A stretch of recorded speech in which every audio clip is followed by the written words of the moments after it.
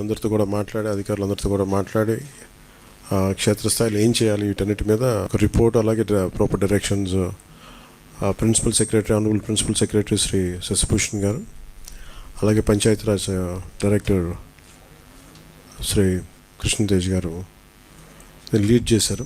ఇందాక మాట్లాడుతూ ఉంటే ఒక బ్యూటిఫుల్ ఫోటోగ్రాఫ్ వచ్చింది. ఇది ఇంటర్నేషనల్ అవార్డు తీసుకునేంత చాలా, అంటే ఒక విపత్తు సమయంలో సహాయం ఎలా ఉందని క్యాప్చర్ చేయడానికి ఈ ఫోటోగ్రాఫ్. ఇది డ్రోన్ ఒక 8 కేజీల ఫుడ్ ప్యాకెట్ని ఎట్లాగా అది వాళ్ళకి అందజేస్తుంది అనేది, ఆల్మోస్ట్ మోకాళ్ళు నడుము లోతు నీళ్ళల్లో ఆ డ్రోన్ ఎలా పనిచేస్తున్నాయి అనేది జస్ట్ చూపించడానికి. ఇది మేము వచ్చి 100 రోజులు కూడా కాలేదు. చాలా ఛాలెంజెస్ మధ్యలో, ఆర్థికమైన ఇబ్బందులుండి, ఇలాంటి పరిస్థితుల్లో చాలా సమర్థవంతంగా రాష్ట్ర ప్రభుత్వం, అధికార యంత్రాంగం పనిచేయడానికి ఇది చాలా బలమైన తార్కాణం. అది గౌరవ ముఖ్యమంత్రి శ్రీ చంద్రబాబు గారి అనుభవం ఇలాంటి విపత్తు సమయంలో చాలా బలంగా మనకి చూపిస్తూ ఉంది. అలాగే 2014-19లో కూడా ఆయన ముఖ్యమంత్రిగా ఉన్నప్పుడు హుద్హుద్ తుఫాన్ డిజాస్టర్ మేనేజ్మెంట్ కూడా ఎంత బాగా చేశారో తెలిసిందే. ఆ టైంలో కూడా నేను ఒక 50 లక్షల రూపాయలు డొనేషన్ ఇవ్వడం జరిగింది. నిన్న కూడా ఒక 1 కోటి రూపాయలు డొనేషన్ ఇవ్వడం మనం ప్రకటించడం జరిగింది. త్వరలోనే అది ఆయన చేతికి అందజేస్తాను, సీఎం రిలీఫ్ ఫండ్కి. మెయిన్ ఇది అందరూ మాట్లాడుతున్నట్టుగా ఇది బుడమేరు పరివాహక, మనకి దీనివల్ల ఇంత విపత్తు సంభవించింది, విజయవాడకి శాపంగా మార్చినాయి అని. నిన్న అంటే ఒకటి, ఈజీగా ఏ ప్రభుత్వాన్ని తిట్టేయడం చాలా తేలిక. గతంలో కూడా చూస్తే మనం పోయినసారి కూడా వైసీపీ ప్రభుత్వం ఉన్నప్పుడు నేను చాలాసార్లు మాట్లాడినప్పుడు చాలా ఒక నియమాలతో, నియంత్రణతోనే మాట్లాడేవాడిని. అలాగే మీ దృష్టికి ఏం తీసుకొస్తున్నానంటే, బుడమేరు పరివాహక ప్రాంతంలో దాదాపు 90% ఆక్రమణలు ఉన్నాయి. ఈ ఆక్రమణలే బుడమేరుకి మన విజయవాడకి శాపంగా మార్చేసినాయి. ఇవన్నీ ఇప్పటికీ కొన్ని ప్రాంతాల్లో ఆక్రమించిన ప్రాంతాల్లో ఇల్లు నిర్మించారు. తర్వాత నిర్మించిన ఇళ్ళకి అవుట్ఫుల్ డ్రైన్స్ లేకపోవడం, వరద ఎటు వెళ్తుందో తెలియక అది విజయవాడ సగం నగరాన్ని వరద నీరుతో ముంచెత్తేసింది.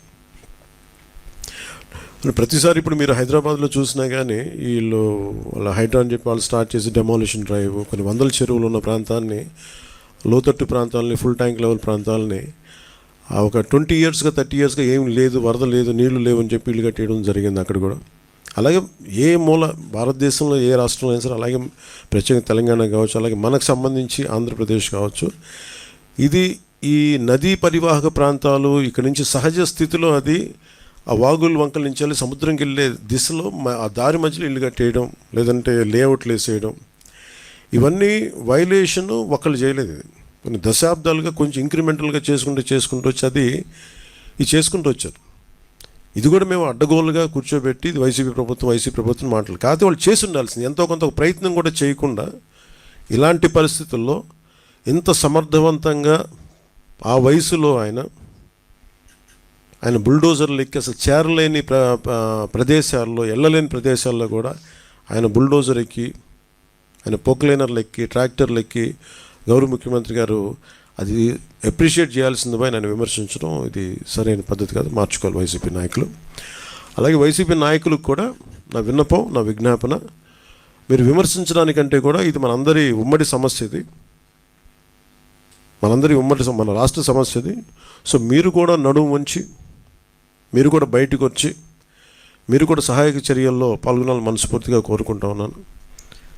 అలాగే గత 2-3 రోజులుగా నేను కనిపించట్లేదు అది అని మాట్లాడుతాను. ఒకటి చెప్తాను, ఇప్పుడు నేను వస్తే నాకు ఇబ్బంది ఏంటంటే, ఈ సహాయక చర్యల్లో ఇబ్బంది పడిపోద్ది.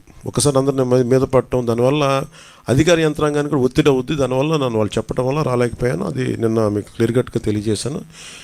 ఇంకా దీన్ని విమర్శించాలని ఎవరన్నా వైసీపీ నాయకులు అనుకుంటే, భవిష్యత్తులో ఎప్పుడైనా సరే మీరు నాతో పాటు రావచ్చు, ఎక్కడికైనా సరే నాతో పాటు నా కాన్వాయ్లో తీసుకెళ్తాను మిమ్మల్ని, నాతో పాటు నడవండి. ఎలా ఉంటుందో మీకు అర్థం చేసుకున్నప్పుడు అప్పుడు మీరే సలహా ఇస్తారు. అందుకని దయచేసి దీన్ని ఒకసారి మీ దృష్టికి తీసుకొస్తాను. కానీ విమర్శించే వైసీపీ నాయకత్వానికి ఎవరికైనా సరే రాష్ట్ర ప్రభుత్వం చేస్తున్న ఈ చర్యల మీద ఎవరన్నా విమర్శించదలుచుకుంటే వాళ్ళందరికీ కూడా ఫస్ట్ మీరు సహాయం చేసి మాట్లాడండి.